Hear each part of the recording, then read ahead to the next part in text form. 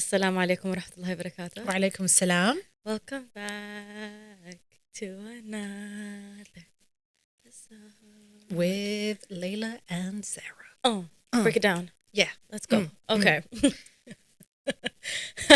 Well, the last time we filmed was right before my birthday, I think, Sah. Oh, wow. That was Yeah. so long ago. It's a month ago. Exciting times, guys. You're in for a real treat. Over a month ago, for sure. So you're traveling for 2 months, and then I was gone for 21 days. 21. Can do something for me. Layla and I have this running joke where anytime, and actually it's more often than not, anytime we have a situation that happens where we have to say the number 21, I mean, how many times has it happened this last week? happens It a happened like lot. 7 times this week. So I'll be like, oh, I don't know, like 21, like 21st of April, and she'd be like 21. And then we just, and we'll do a little jiggle in the middle of, the mall. Literally. Yeah. We were at the checkout at Lime, and we were just like, Anyhow. Yeah, so you're traveling for 2 months. I am. And then I'm leaving again on the 28th for a week, and then I come back for a week, and then I go away again. But by the time I come back, you're already gone. So That's pretty much it, yeah. Like kindred spirits, we are 2 ships passing in the night. I'm tearing up a little. Yeah, you should. No, it's like, so Layla and I have been joined at the hip for quite some time now. Yeah. And this was the first time that I had like separation anxiety because she was gone for so long and I didn't have anyone to go to lunch with. So I was literally just eating by myself. I don't know if I told you this. I went to the restaurant like 2 or 3 times by myself. And everyone looked at me like I was some loner that had no friends and thought that I was being Little stood up. do they know That I you're have one like- friend. that you're like the best friend ever. But also, I think they're just staring at you because you look majestic. I really don't. No, she does. When I I'd be really sitting, for example, at Tasha's waiting for you the few times that I arrived before you, when girl. she walks in Lies you tell. with her bombshell hair It and is her haram to lie. cut jeans, It's haram to and lie. then you take off your glasses, like, Clark Kent Superman situation for beige. it's lovely. Well, you know what? You know what is lovely? Us sitting down, finally getting a chance to do another podcast because we have been raving about this moment for quite some time, and I'm excited to know how you're going to go about this conversation. I don't know. I sent the followers, my one and only, my people. I sent them. I didn't send them. I posted a story to send in their podcast questions, and it's safe to say that we have many. Like, God bless your souls. Like, there's a lot, But I will say, a lot of y'all keep asking me the same. Maybe it's the same things. A lot of them ask me the same things all over again. But I screenshotted a few, and then we'll see how the conversation naturally evolves. Okay, wait, my mom's messaging me that she misses me. Can we? Hi, mommy, habibi. I miss you too, but I'm filming a podcast هلا مع سارة بالبيت فبحكيكي بس أخلص. Love you. Okay. Alrighty. So I took some screenshots. Are you ready? I'm born ready. What's the best skill for women to master when it comes to relationships? I think you should lead on this one. No, I think you should lead. You are asking the wrong person and you are barking up the wrong tree. What's the best skill for women to master when it comes to relationships? Submission. That's what it is. And listen, I feel like people get this wrong. Whenever do. you talk about the idea of submitting to a relationship, They the freak out. first thing that they do is jump up, rip their shirt off, screaming, yelling, beating their chest, being like, why are you doing this? Why should we submit? We are women. We are strong. We are alpha. No one is discrediting your alpha female boss bitch energy, I am. Can we swear? No, we're not going to swear. Because, It's fine. yeah. BITCH is, it's okay. But But we are discrediting that energy. no, we're not, because we are like Layla. Okay, just to give context for people who don't know, but I'm sure you guys all know, you and I are independent women. We are very self-sufficient. We do Against our own my own thing. will. I know. We follow the beat of our own drum. We have become this way due to a reactionary desire to be the very person that wasn't modeled to us growing up. So because of that, we lead with our masculine energy. Because of that, we work really, really hard and we push forward with this strong, vivacious, assertive, disagreeable personality. But it doesn't work in our favor because the men that are trying to approach said person, that's the first thing that they see. So they're like, I don't want to go near that. So the submission is submitting not to the man, it's submitting to yourself, allowing yourself that relaxation, submitting to God, allowing yourself that there is a greater and higher purpose and a greater and higher power that you don't necessarily need to constantly always be the one and only that has to lead the charge. Someone else can do it. Someone else can lead. I agree, but that only happens when a man allows you to let go and be submissive, because no one's asking you to go submit to any Tom, Dick, and Harry, of course, right? Because that's just ridiculous. Yes. And it's unfortunate that more often than not, we see that women submit to the worst kind of man, to the man who will take advantage of that, to the man who will use that and not appreciate it, not feed into it, not create a safe space for it, all of those things. But when I talk about a woman submitting, I agree with you. It's first and foremost to God, but it's, you don't just submit to any Tom, Dick, and Harry and the first person who shows you a little bit of attention and says, oh, you look good, because I could throw a rock in any direction and hit 10 guys who are going to be somewhat interested in you. Interest isn't a metric, but his ability to earn you, his ability to be consistent, his ability to be a man of his word, his ability to show you the beauty of God in this dunya and hold your hand while you guys both have your independent journeys, but also together. If you find a man like that, if you're lucky enough to find a man like that, of course you should submit. Because what is the alternative? What is the alternative of not submitting? Are you fighting for the title of leader? Mm-hmm. I don't want to fight that battle. I don't want to fight my man on who's leading this household. Habibi, lead. I'm going to sit down and eat my grapes. But that's why when I say submit is the best thing a woman can do in a relationship, because think about it. What is the alternative? Absolutely. You know? No, I know exactly what you mean. And you and I always speak about this. It's like, if you are in a relationship where you're butting heads with your partner because you are leading with that masculine energy, he will not see you as a partner. He will see you as a competitor, and therefore will try to compete against you. And it's both of you guys beating each other's chests that he'll undermine you. He'll undercut you. Why? Because they are naturally bred to be competitive. They are driven by this idea that, like, okay, I need to master something. Yeah. And that mastery, that submission is that you trust me enough in this safe space that we're trying to create for ourselves to allow me to lead, and then I allow you to flourish. And a lot of the time is that women don't trust these men because they don't feel safe with these men. And so it's like, of course, if you do it to any Tom, Dick, and Harry, you're going to be like, you don't trust that guy, and he hasn't earned your ability to submit. Agreed. And it's like, so if a woman submits from day one or day dot, what has she told him? She told him that she has no boundaries. Vulnerable. Exactly. That the metric by which she measures herself is next to none. That he doesn't have to earn anything with her. That there is no gradual escalation to the relationship. That is just a flat line, and like whatever you say goes. It's like, it's the same concept as women who put out on the first date. Or it's like women who give themselves so freely in relationships without realizing that that's their only currency that they can latch onto. The worst part is that when I've had this conversation with many women, and they'll be like, yeah, so what if I put out early? Or so what if I did this? Or so what if I did that? And what they're refusing to understand, and I've made it this very clear, and I was like, I'm going to hold your hand while I tell you this. You do not understand how the male brain works. And it's not to justify how the male brain works, but facts are facts, you know? And why are you denying the man the right to chase you, to court you, to put in effort, to earn you, to take his sweet time? Make him sweat for it. Like, why are you denying him that? All in the name of, because what are you competing for? Like, why are you competing to be him? You know? So it's either you give him what he wants way too soon, and that could be either emotional, spiritual, physical, whatever it is, and then you end up regretting it because you're like, what happened? I really liked him, but you changed the whole thing around to suit your insecurities and your needs and your desires, and you're refusing to understand like how it's biologically embedded in both of us, how we're meant to approach and receive one another. And you're taking that away from him. Why are you taking it away from him? I agree with you. And I also agree, and I'll add to that fact of like, most people, and this is not for everyone because there's always going to be that outlier in the comment section, was like, well, I met my husband, we've been married for 25 years and I put out on the first day, actually within the first 5 minutes. Congratulations, Jessica. I'm so happy for you. You know, like felicitations. But that's not always the case. That is the exception to the rule.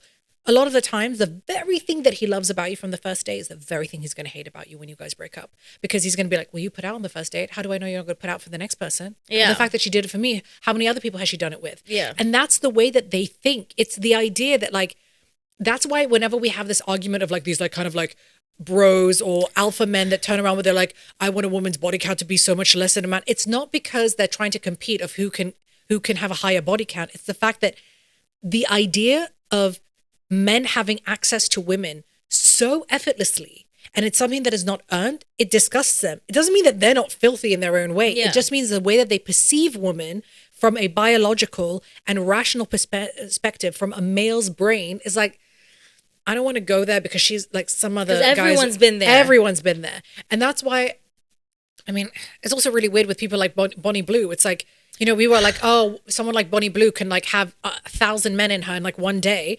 But then when you think about it, the men that are actually standing in line are the most degenerate form of men that you will ever meet in your entire life, because they have no self-worth and no self-respect. And they think that by gaining this as a novelty or gaining this as a chink in a notch in their belt, they've somehow won or succeeded. Yeah. So these are not the men that you want to associate yourself with. No, for sure. So we're using a very specific archetype when we're talking about men. Yeah.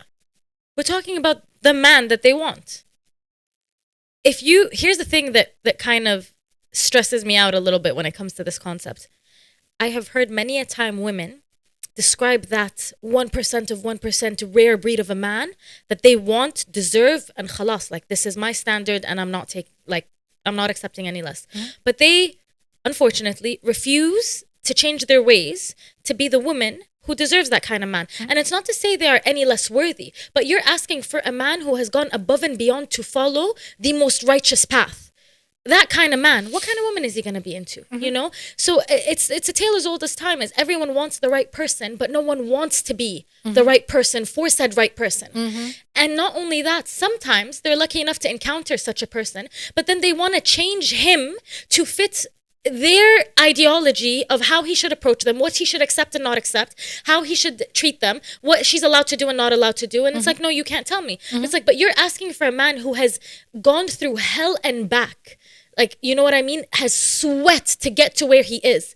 And then you don't want to allow him to be that man. Mm-hmm. Make it make sense. No, I can't make it make sense because it's truth. And it's the same way that I feel about women. Like, okay, ladies, we never date for what's right for us. We date with our complexes. Why? Because if you ask you drop a pin and you ask any woman, what do they look for in a man? A man who's nice, who's funny, who's compatible, who has a great heart, who loves his family, who does this, who has a relationship to God, blah, blah, blah. Yeah.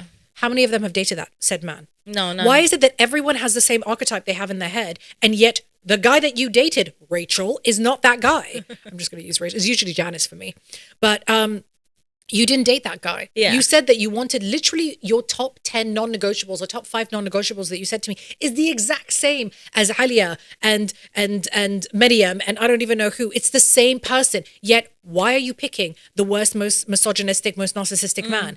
Because there is so much inner work that you haven't dealt with yourself, and you don't want to hold yourself accountable, or you don't want to hold your feet to the fire, and yet you expect the guy to do the same. Yeah. It's like it makes no make it make sense in the way that you said. Yeah. It's the way that it's even with the logic where it's like where a man's like, oh, I don't want a woman who is like slightly overweight. I don't want a woman this, and they're like, I can't believe that you want that. It's like, would you date a short man? And all of them would say yes, but it's like, would they? Would they actually? No, they wouldn't. But I have friends who have been asked out with someone who wasn't as tall as they wanted. And it's his first thing. They'll be like, he's sweet, he's kind, he's approached me in the right way, he wants to take me out, he's like not making me uncomfortable, he's doing all the right steps. But khalas, asir, he's short. Yep. So it's, you know, but I agree. This whole thing, if a man says he doesn't want a woman who's overweight, girls get their knickers in a twist. But then have you seen a girls list? And by the way, I'm not discrediting all women. I have a list. But we were talking today at lunch and you were saying how hard I am on myself. Yeah. I know what I'm asking for.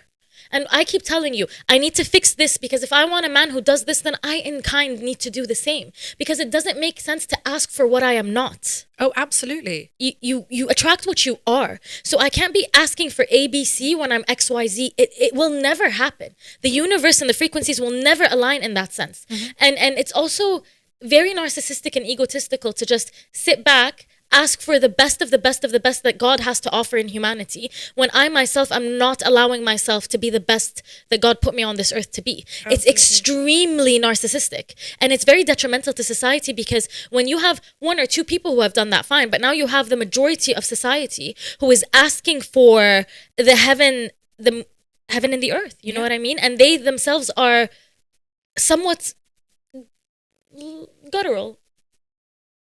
Not in a guttural sense, but guttural. No, I agree with it. I think it's just, before you can even have the conversation about a relationship, you have to look yourself in the mirror and actually have the honest conversation. Are you at the level that you are requesting of that partner? Because energetically, you're only going to attract the type of energy that you put out into the universe. And if you are a subpar person that is mediocre at best when it comes to the way that you conduct yourself, the way that your morals, where your moral line is, where your ethical compass is, obviously you're going to be attracting that type of person. And this is to say, like, a lot of these women, let's just say, you're a woman who's on her deen, who's very respectful, who isn't going out till the late hours of the evening and like wasting her life away, who's very attractive, who's humble, who's this, who's all of these things. And you're like, where is that person? Why have I not found said human being? It's because you still need to elevate that consciousness. You still need to get to that stage where you are ready to receive that person. God is telling you, you're not ready yet. Relax. It'll come. Because you've even said this to me. It's like, there's no greater time than God's plan. There's no greater time than what God has decreed for you. So if you're sitting there wallowing in your misery that you haven't found the right person, there is a reason. I am so thankful that God has not brought the person into my life a month ago, a week ago, 10 months ago, because I wasn't in the right headspace. And it's like, as time is moving forward, yeah, every now and again I'll go like, come on, like, where is he? Like TikTok. But at the end of the day, it'll happen when it needs to happen. And if you truly believe in God and you truly believe in the plan that God has for you, you wouldn't even doubt it for a second. Because who are you to doubt that?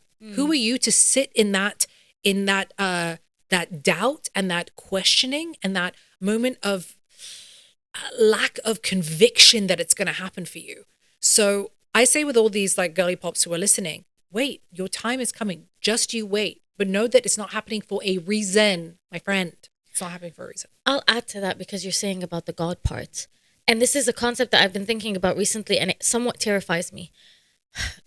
How doubtful people are of God when they doubt his judgment and his timing and his plan and why things are transpiring in the way that they are in their life. And especially these women that message us about, what am I doing wrong to attract the right partner, and so on and so forth.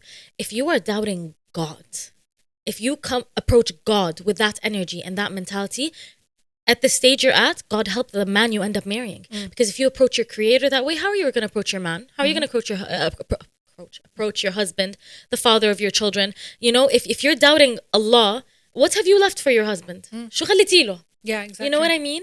So this is why I'm very careful, especially, and by the way, this happens even with my friends and family. When I hear how they speak of God, certain words, I really tell them to tread lightly, because if you think that way of God, God knows what you think of me. Yeah. You know, because I am no greater. It's just not, I cannot be better to you than God is to you. And this is something I really appreciate my mom for this tremendously. And my mom is a mama bear. She will go to war for her kids. She's always been known amongst her friends as the woman who, like, no one touch a hair on my children's head. I will go feral, like, get my mugshot ready. And we were sitting once and she was talking to me and she was like, you see how much I love you? I was like, yeah. She's like, do you see how much I'm willing to do for you? And I'm like, yeah. She's like, على قد ما بحبك, how much I love you, God loves you more. And that's the only time I've ever heard my mom even approach the idea or the concept of anyone loving us more than her, because she refuses. She's like, even you as siblings, there's no way you love each other more than I love you. Your father doesn't love you as much as I love you, and I will give her all of that. But she was so calm, and she was even with a smile on her face, she was like, but God loves you more than I could ever possibly love you. And that to me is just, if I want to give anyone the benefit of the doubt, and all of these girly pops giving their ex-boyfriends the benefit of the doubt in their situationships, you don't give God the benefit of the doubt? Like, if there's anyone who has proven and is worthy of that, it's God, you know? But okay, well, with that being said, I would ask you the question then, well, then when it comes to God testing you, whether you're ready, how do you approach that? Because I'm sure that we have a lot of tests out there. I know what you're talking about. Yeah.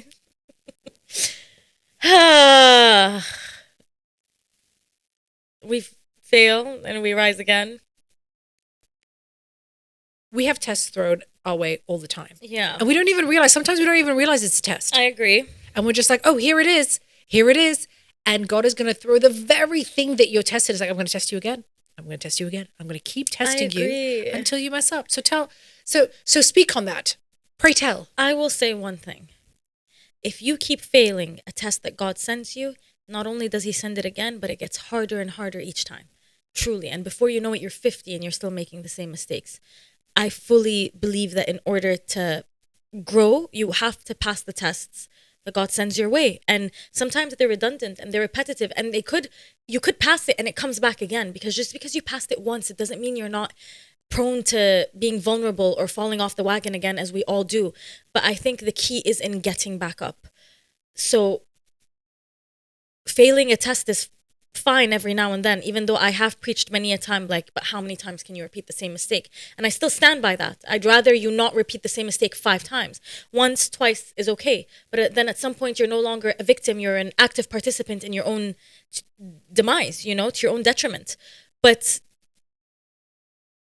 recognizing how weak we are and allowing ourselves to get back up. You know what I mean? I also think we don't even falter without God's permission. And maybe sometimes it's just the little kick in the butt you need to go back to him even harder, which I'm so okay for. Like this recent test that I failed, it brought me back to God even harder. So, that's by his grace and by his mercy. So alhamdulillah, what can I say? Alhamdulillah. Next question. What about you? Lord knows. Besabiso and I are listening very attentively.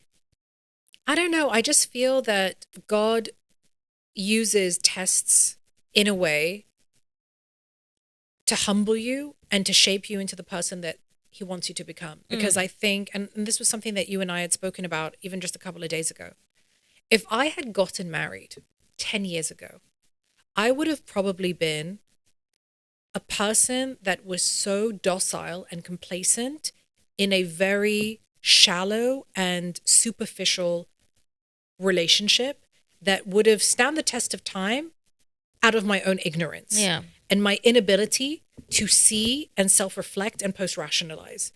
I genuinely thought in my early 20s that I knew everything. I was like the ringleader of knowledge and understanding and wisdom. I didn't know anything. And the fact that I'm able to grow and self-reflect and elevate myself in a way that allows for that emotional intelligence and emotional awareness and being astute and really, really focusing on who I am and how I move through this world has really helped me shape the type of person I want to be and the person that I'm becoming. So all of the things that I've experienced in the last 10 years, even 15 years, I mean, were blessings, were little tiny nuggets of wisdom that God was throwing my way, being like, you cannot be that person if you were going to be in a relationship. This is not to say that I was going to get married 10 years ago. I'm just saying, hypothetically speaking. Yeah, I understand. And that only now, I'm like, I think I'm ready. I think I'm ready now. And granted, for the listeners out there, I'm 35. And, maybe there are people out there, and Lord knows how many friends I have that are 35 and have 3 children already. For me, being 35 and divorced. Or 35 and divorced with 3 children. You know what I mean? Everyone has their journey. I agree. But it's reminding me, because of what we said also about the tests and stuff, there's that quote or that saying that goes along the lines of, there are graveyards filled with people who thought they had another tomorrow. So that's the only thing that scares me with failing a test that God or the universe sends me many a time again, is because I don't want to fall victim to the mentality of tomorrow's a new day. Tomorrow's a new day is a beautiful concept if you genuinely grasp the magnitude of what it is to be alive and to have this day and what a blessing it is, because we see every day that not everyone has a tomorrow to live, So I think that's the thing that just maybe sets me back a little, is that I've always said I refuse to meet my God a coward, but I don't want to meet him ungrateful. I don't want to meet him having taken advantage of the gift that he's given me, which is this life. Absolutely. But you also have to bear in mind that even the things that we're so afraid that we're going to meet our creator with, we also have the blessings that we can meet the creator with. I mean, the creator is the almighty, forgiving, all-knowing, all-seeing, everything.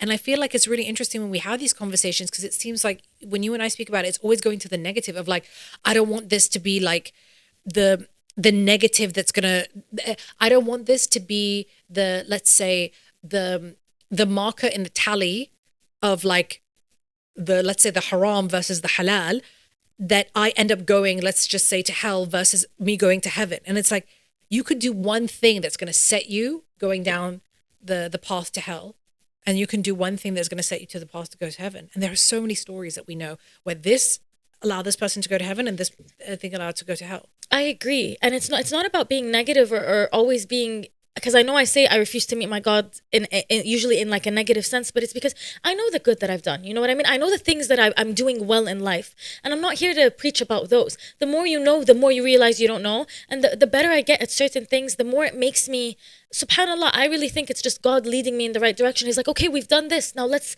repair this. Let's amend this. Let's nourish this. Let's, fix these areas, because I never want to plateau. A spiritual growth is a never ending journey, But it has peaks and troughs, ebbs and flows. That's fine, but if the troughs aren't there to serve a purpose of helping you peak again, that's not the right trough you're in. I know, but and therein lies the secrets of the universe. I mean, we are filled with peaks and troughs, and that's totally fine, but it's what you do with the troughs. And a lot of people succumb to the troughs. A lot of people take their own lives with the troughs. A lot of people go really down a very dark alley and path with those lows when they come. But عَسَىٰ أَن تَكْرَهُ شَيْءٌ وَخَيْرٌ لَكُمْ, and perhaps you hate something and it is good for you. The low is here to help me see something more clearly, or redefine my path, and I'm so okay with that. Let the low come whenever it needs to come. Alhamdulillah, I handle them much better than I used to, but it has to serve a purpose. I think I live my life like that. It's just that things have to serve a purpose. Do you know what I mean? I do know what you mean. How to deal with a man that literally does not see what he's done wrong, and then he turns it around on you. What type of question is that? Because you know what? I would like to say that is a rare question. It is not. It's one of the most common things ever. I agree. I think a lot of the time, men and women experience emotions very similarly. I just think that men don't know how to release the emotion as well as women do. I think they don't know how to process it, and they don't know where to set it, in what direction. So we ultimately have men that like to lack accountability, that don't want to take ownership of the responsibilities that they take in a specific two-way dynamic, or they don't. And you end up making excuses for someone who doesn't make excuses for themselves. Yeah. And women often not like to tell the story on behalf of a man. Like, maybe he's busy. Maybe he's got things going on. Maybe he does this. Maybe he does that. Did he say that? Did he say that? He didn't say that. You said that. You said that, yeah. So women tend to fall into the trap of being the mouthpiece for a lot of these men.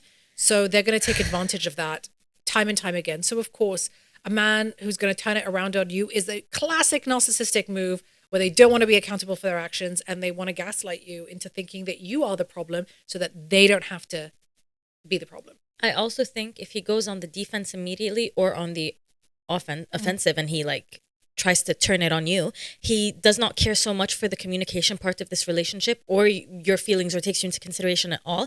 He's immediately in PR damage control of his ego and his image and where he stands in this relationship. And that's just not a kind of person you want to be around. Absolutely not. That's not my cup of tea personally.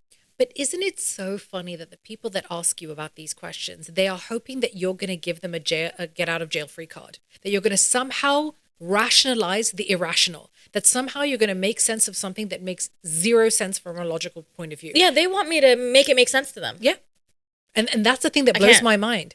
It's like you're trying to draw at straws at any excuse to justify and warrant really horrible behavior. And what are we if we are not victims of that type of behavior? We do this all the time. They're like, but maybe oh, he stopped speaking to you, he ghosted you.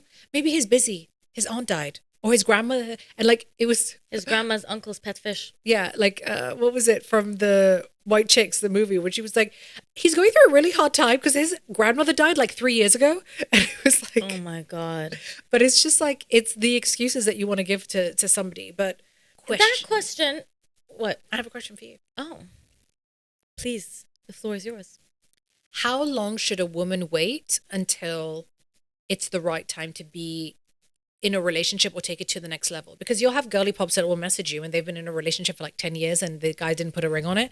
And then there'll be girls who are in a relationship for one day and then they're just but he ghosted me and he did, you have both ends of the spectrum.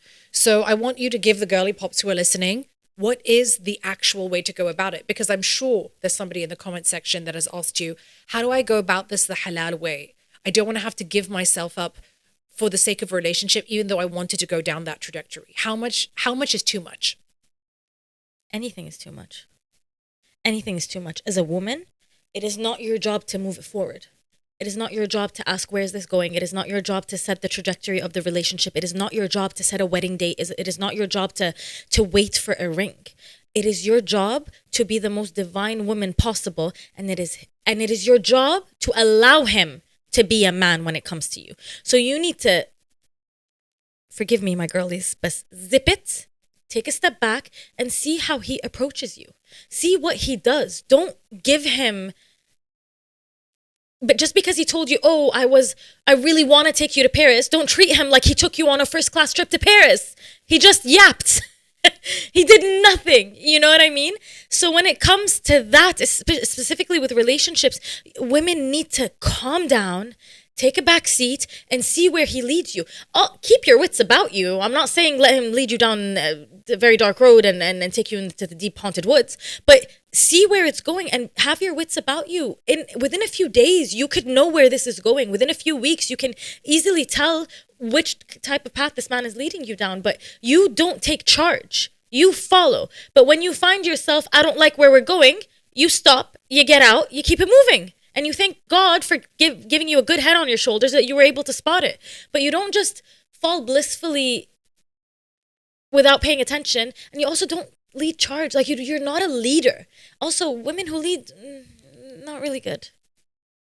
They've taken us in really bad places.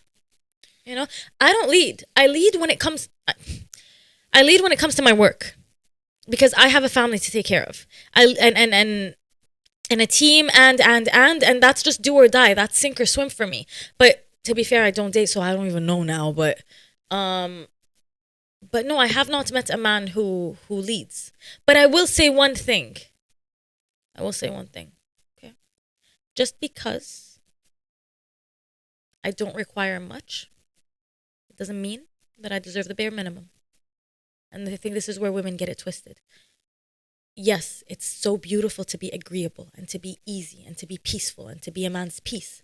But you know that saying that angels don't live in hell? So if a man hasn't created heaven for you on this earth, you're not his peace and you're not his angel. And just because you don't require much, because you're such a beautiful, divine, self-fulfilled woman, it does not mean you require the bare minimum. So those are two very different things. So, and say it with your chest. And adi, walk out. Because like this is really one of those things where there's plenty of fish in the sea. Plenty. But daddy, I love him. That's what is that, Ariel? What was she, 14? 16. Huh. But yeah, I just, no, with the women who ask me this, it is not your job to lead. It is never a woman's job to lead in a relationship. You follow and you submit. And again, submission in the most beautiful way. But you only submit to a man who has earned you. But you need to ask yourself, are you allowing him to earn you? And are you also allowing yourself to submit? You know, is he allowing you and are you allowing yourself? Something isn't adding up if it's not working. Mm-hmm. It's either him or it's you. Figure out which one it is. Keep it moving. Thank you. Well said.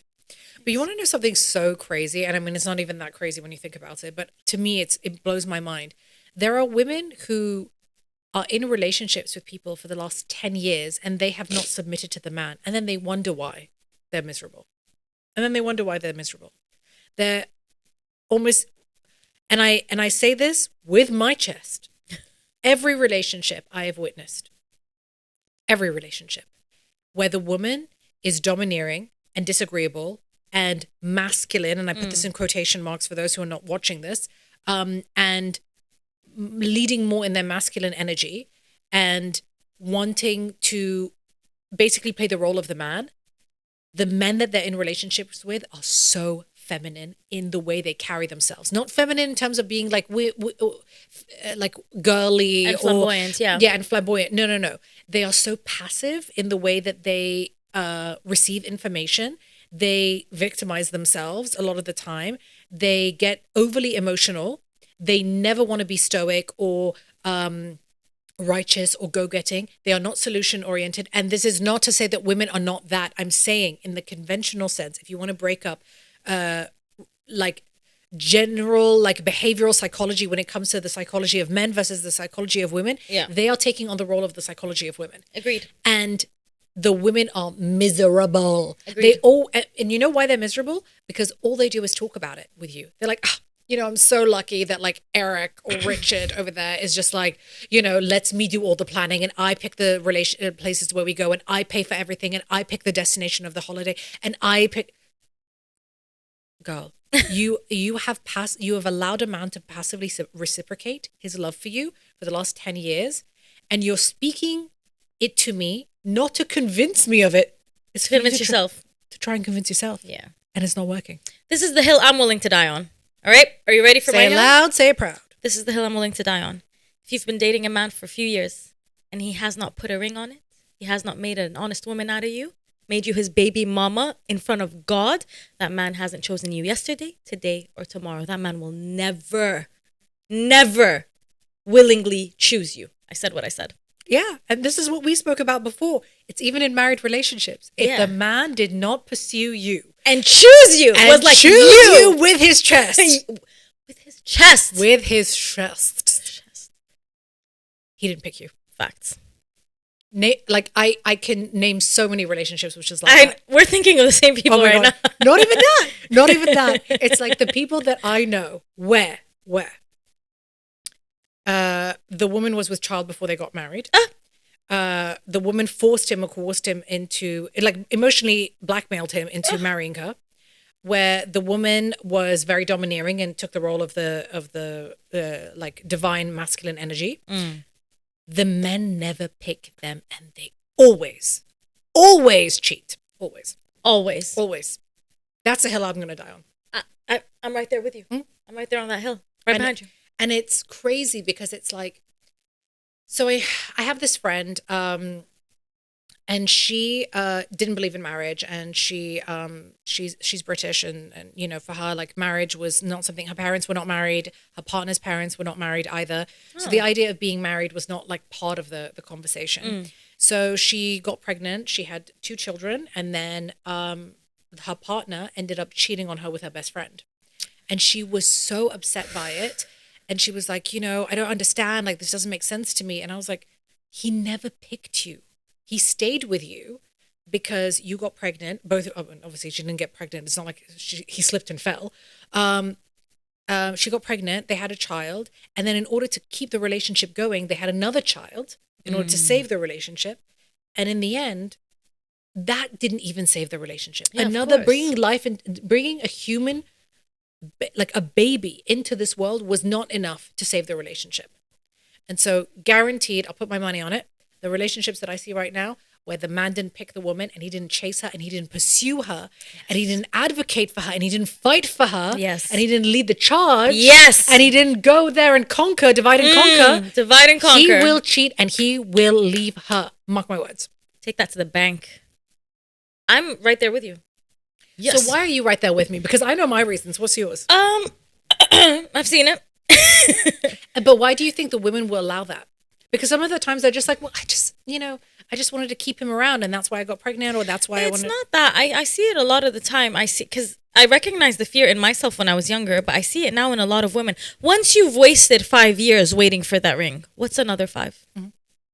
It's very rare to see the girl, after giving so much of herself for years and years and years, going on almost a decade, committed to this man, devoted to this man, and hasn't gotten a ring yet. It's very rare to see her walk away.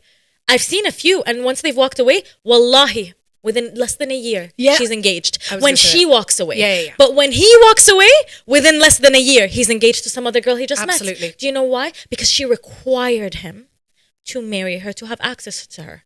Whereas you gave him 10 years, the best 10 years of your life. And for what?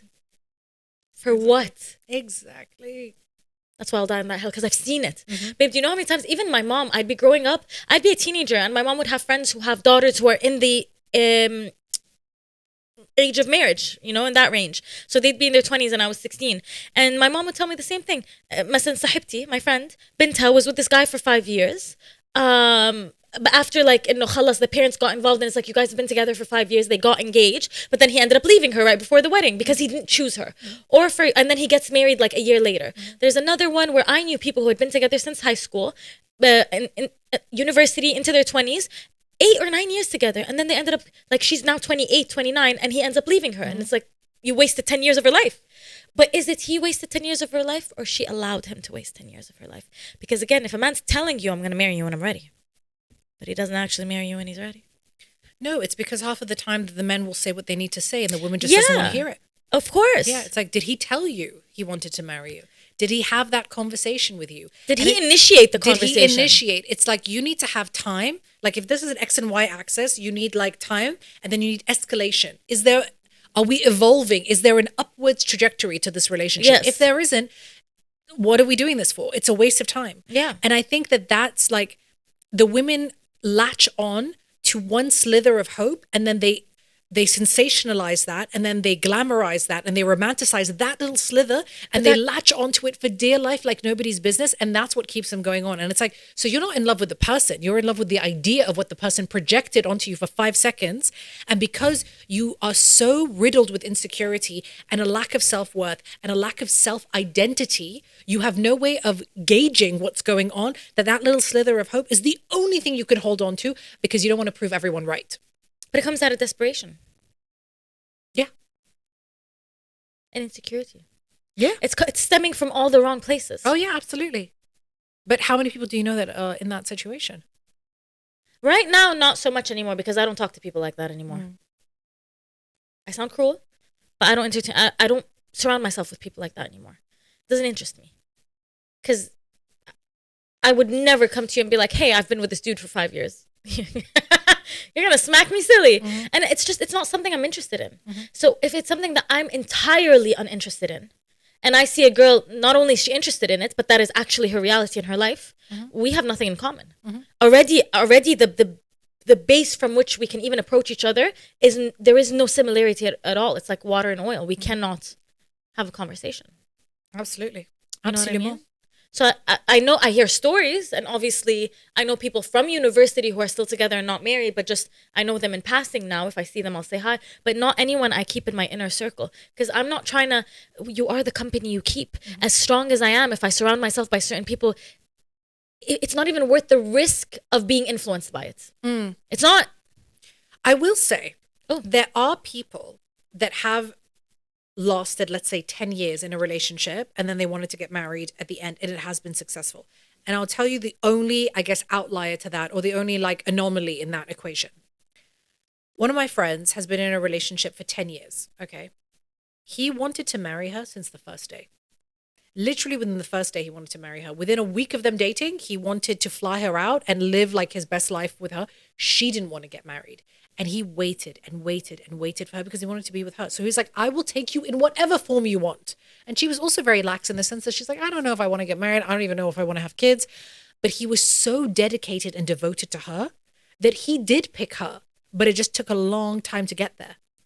And so I will say, if the man is on an upwards trajectory where he's constantly pursuing you and you are in control, this is what all the girly pops need to know.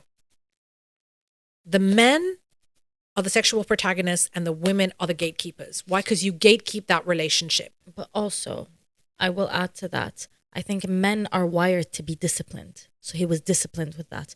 And women are wired to be devoted. So even though she wasn't sure she wanted to be married or she was fully devoted to him in the relationship, hence they were together for that long and now are, I'm assuming, blissfully wed. But men are hardwired to be disciplined, as they should be. A man who is indisciplined is very much in his feminine energy. Okay, then I will raise you for the discipline. What about these dawah bros out there that talk about discipline, but yet the one area that they are not disciplined in is with women? What do you say to that? Because that is a very specific image that people are trying to portray online. Just because a man claims to be a man of God does not make him a man of God. Just because a man is out here in these streets claiming to be speaking the word of God and trying to bring people towards a certain religion, it does not make him so. In fact, I've noticed that the more people have a bigger performance to give and the louder they are, the dirtier the skeletons in their closets. And they are some of the most Machiavellian, disturbing, dark, Ted Bundy-esque people to be around. Oh, yeah. And they have no mercy. And if there's one thing I know about at least our beautiful religion, if they don't have that mercy and that moderation and that acceptance and lack of judgment, they are not men of God. And I stand by what I said. Who is it that we were talking about who was like making a statement about them? Who was it? It was Shahid Bolson. Shahid Bolson. I love him. He is, love that man. They're doing the very thing that they claim shouldn't be done. I know, which is hilarious. It makes me chuckle. It makes me chuckle. It's honestly, it doesn't make me chuckle anymore. It does sometimes because some of their videos are hilarious, but to me, it's just about, and hilarious in a bad way. To me, it's just about, I despise, this is one of the things that like I will go to war for, and I really hate it, and you will get a visceral reaction out of me. I hate people who give Islam a bad name. I hate it. If you come off as too condescending, too judgmental, too terrifying, that no one can approach you or talk to you or ask you something or be doubtful or question or just have an eagerness to learn, it makes me so angry, because who are you to turn a lost soul away from this religion? Who are you? Mm-hmm. Babe, it makes... I don't think you understand how angry it makes me. Tell me. Express to the masses. It really, really, really, really, really, really, really rubs me the wrong way. Like, it makes me, this is the time where I'm like, I'll Jake Paul this, get a ring, let's fight. Mm-hmm. Let's fight. Fight me. Yeah. Because I see it in the comments sometimes, like there are certain girls or guys who are new to the religion. Mind you that they're either Australian or Irish or Persian or whatever it is, you know what I mean? And they're just documenting their journey, and then you'll see the comments of astaghfirullah, brother, this isn't the right. Who are you? Who died and deemed you the new prophet of Allah? I'm sorry, what did I miss?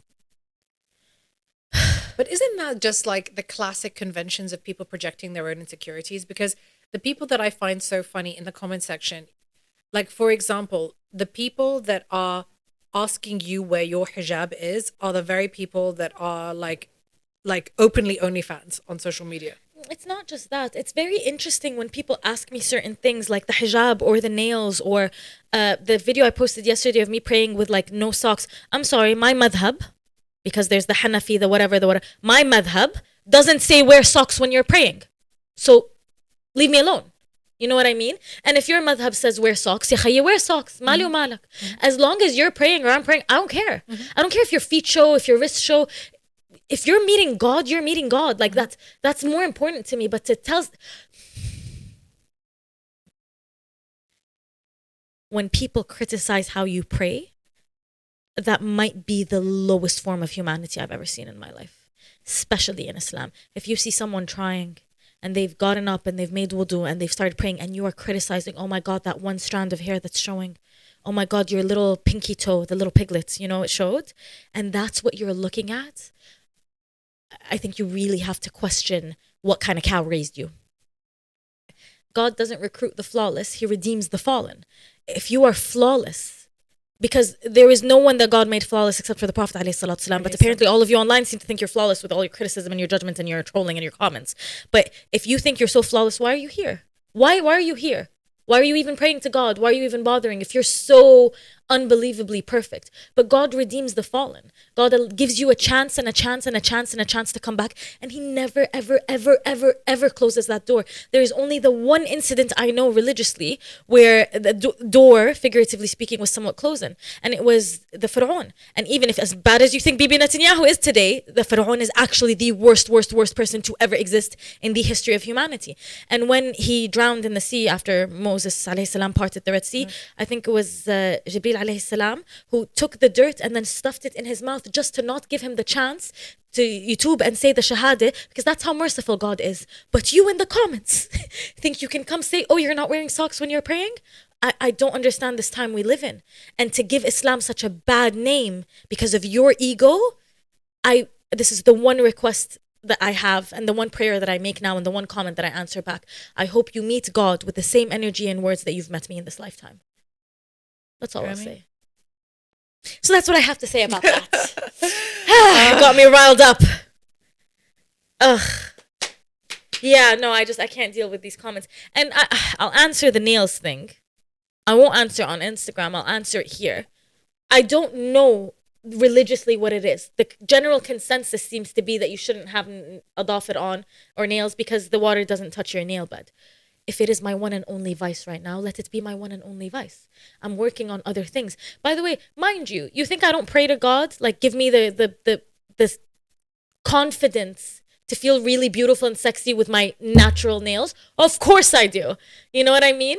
But I'm working on other things right now. And in the grand scheme of things, it is not the thing that matters most to me right now.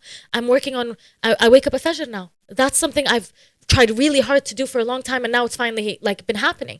That to me is more important than my nails. So for everyone else, please do everything that God has asked you to do, and then come tell me about my nails. Yeah. And you know what I find really interesting as well about that comment is that like people are always so stuck on this idea of like the water can't penetrate the surface of the nail, right? That you have to have access in all areas because you have to cleanse the entire body and spiritually cleanse, etc., etc. No. It's the same concept as people who have veneers, especially the bounding veneers that literally make sure that there is no water that enters, because if it did, you would get infected. You would not be able to like, you literally are binding it to the tooth. There's no water that can penetrate through. So you can say all these people out there that have veneers, their prayers don't count. What I know to be true is that when we die and we leave this dunya, we take nothing with us. Nothing, nothing, nothing, nothing, nothing. And I think it's one of the main reasons I have a problem with fillers. I have a problem with certain surgical things, and especially the capitalizing on women's insecurities. I despise it beyond belief. And all of these people who judge, and they judge harshly online because they want us to fit the mold of whatever they look like. But hey, at least when I die, I'm not going to my God with fillers. That's all I'm going to say. Because a lot of these girlies, babe, it's the hijabi girlies, but with the lip fillers.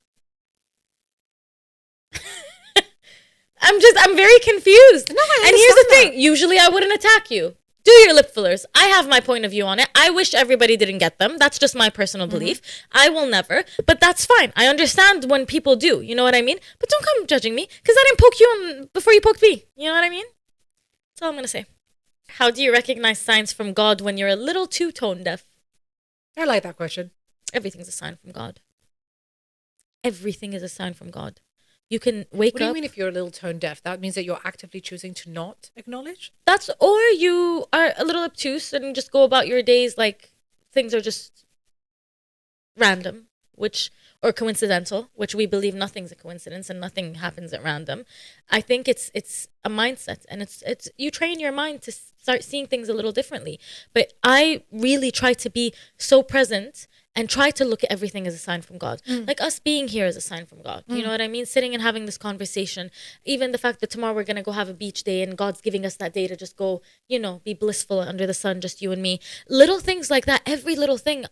Even my ability to just drink water, Like when I drink this sparkling water, I'm like, God, So if you see everything as a sign from God, I think it's a mindset. I think you train yourself. I think it's how you choose to see the things that happen either to you or for you. And I choose to see that everything happens for me and not to me. And that was the biggest shift. When I see that everything happens for me, even if it's so horrible or it hurts, it physically hurts and I want to cry. And I'm wondering, why am I here? But then I look at it and I'm like, no, this is happening for me. And lo and behold, it works out. I think with the question, they were saying like, okay, how can you see the signs when you're tone deaf? That's implying that either you are actively or passively participating in these signs, but you're still participating. What do you mean? Because being tone deaf is like, okay, I don't see them. The person is saying that I don't see them, I don't acknowledge them, I don't actively take them in or internalize them. So if you are passively or actively participating in these signs, you're still participating, whether it's actively or whether it's passively, meaning that that person is choosing not to acknowledge the signs. They're being tone deaf. They're choosing not to internalize what God is throwing your way. Yeah. Listen, signs are there all day, every day. And God's going to show you, and God is going to throw a mirror to your face and going to be like, look, there it is. That's the sign. If you don't want to see it, that's a you problem, my friend. But it doesn't mean it's not there. It doesn't mean it doesn't happen. It's like this idea of like, when you and I were talking about past friendships. Yeah. And you were saying you will never see this person again. Facts. the sign that you have never seen that person again is a sign nonetheless. But you could either passively do that by saying like, oh, it's just pure coincidence that I haven't seen that person. Yeah. Or you could actively be like, this is intentionally by design that I haven't been able to cross paths with this person.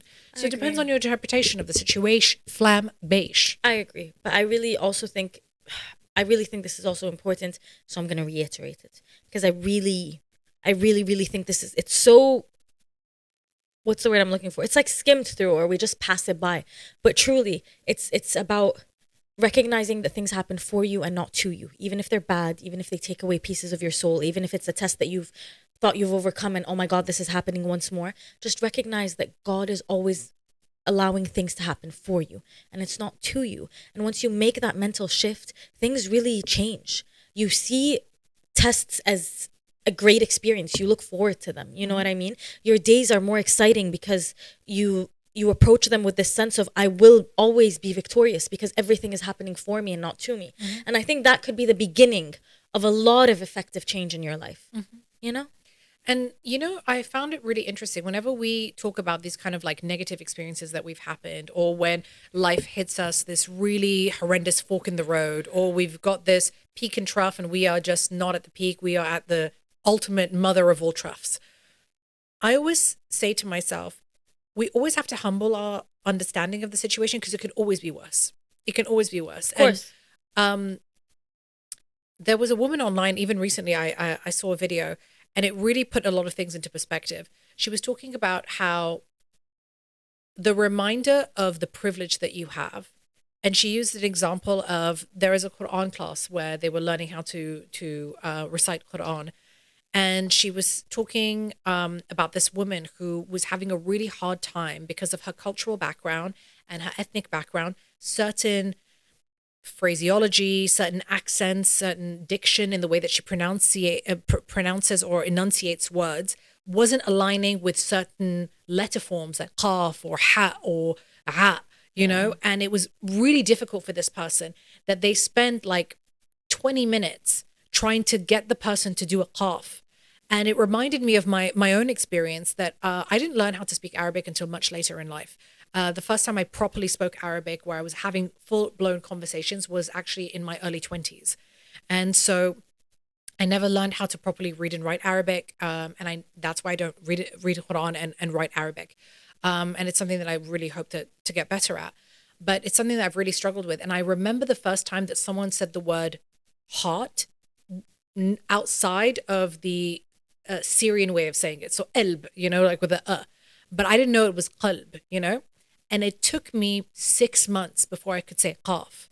And the woman was, because that hit a sort of a nostalgic nerve in my brain and triggered that memory, was because that person worked for 20 minutes trying to say that one specific letter. And so we who have the privilege of knowing how to speak Arabic, who have the privileges of enunciating certain words, we don't realize how much privilege that we can. So I can sit here and wallow in my misery being like, I don't know how to read Arabic. I guess it's like a lost cause for me. Like, woe is me. Let me cry myself a river. But there are people out there who can't even enunciate one letter form. Yeah. And I'm sitting here complaining that I can't even read Arabic. Like, so it's just a reminder that like everyone's trying, everyone's at their own pace. Everyone gets to understand, gets on their journey and knows where they need to go. And it relates back to the comment that you were making about how, if someone is a revert to Islam and someone's trying to find their path and they've been blessed to be called by God to come to the religion, who the hell are these people in the comment section trying to dissuade them from what they know? Because they're like, well, one hair is showing when you're praying, or I don't even know. Or you're wearing nail polish. It's like the biggest, so I always have to like remind myself about the privileges and the blessings that we have. And it was just something that came to my head. That's why I was saying it. I agree. Ugh, I feel you. I'm just over it. I'm so tired also. Oh, okay. By the way, for those of you who didn't hear in the beginning, Layla has been praying Fajr. Woo! She's been praying Fajr, which means pretty much every single time I see her, which is every other day, if not every day, at around like noonish, she's ready to pass out. And then around 6, 7 p.m., she's ready to like, become a full comatose zombie. So yeah. I'm very in my grandma era. It's quite lovely. You're in your feminine grandma era. It's lovely. But anyway, thank you so much for today. Thank you for having me. This is a great episode. We're going to be filming it again before we travel. We need to Yeah, but you guys need to send the questions. But babe, it's the same. Like, I love my audience. I do. I love you guys, but it's the same questions. Alrighty. Well, we will answer them again. We'll answer a few more next time and next time and next time before we travel. But Sarah has to go. She has to leave me. She has an event. I do. I am going to chill with Besabiso and finish Tarzan. No, I'm not going to finish Tarzan without you. No, you can't without me. No, I can't. You can't put the microphone so far away from your mouth. We can't hear you. But anyway, thank you so Thank you for today. This was great. Thank you. I'm going to edit while you go party. Okay. You're not actually partying. She has like I'm trying to. Halal. Halal. Yeah. Halal partying. Anyway, I'm going to edit this. Okay. Make good choices. Thanks. Don't do anything I wouldn't do. Alrighty. Live long and prosper. We need to pray Maghrib. Okay. Yes, we do. Yeah. Yalla, bye. Assalamu alaikum. Wa alaikum salam.